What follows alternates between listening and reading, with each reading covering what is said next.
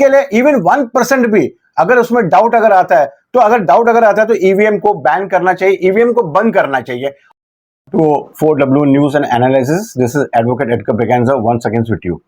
आज का जो टॉपिक है जो है ईवीएम एलिगेशंस आर फॉल्स, ऐसा बोला है ईसी ने कांग्रेस को, और ये जो है हरियाणा असेंबली पोल्स के वजह से है।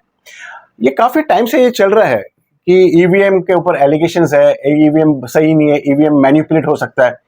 तो मेरा कहना है कि since democracy is the highest form of मतलब ह्यूमन का एक्सप्रेशन जो होता है, अगर क्लाउड में होता है, वो अगर डाउट में अगर रहता है, तो ऐसा चीज को हम लोग को बंद करना चाहिए।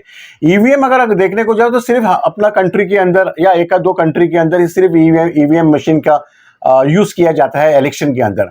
इवन बड़ा बड़ा कंट्री जैसे चाहे रशिया हो या चाहे यूएस हो, ये भी कंट्री में भी यहाँ पे भी ईवीएम का मशीन का यूज नहीं किया जाता है। अगर डाउट अगर है, इवन अगर 1% अगर डाउट है कि ईवीएम प्रोडक्टिव नहीं है, ईवीएम में कोई डाउट है, तो अगर जैसे 1% भी अगर डाउट अगर आता है, जैसे जुडिशरी के अंदर होता है, जुडिशरी के अंदर has to be about doubts, तो इसके लिए इसी तरह से एग्जीक्यूटिव का जो भी है ये भी अबाउट डाउट्स होने चाहिए। अगर आपको लगता है कि भाई हर इलेक्शन के टाइम पे कोई ना कोई एलिगेशंस आता ही रहता है, कोई मशीन दिखाता है कि कैसा मैनिपुलेट होता है, क्योंकि आजकल तो इलेक्ट्रॉनिक का जमाना आ गया।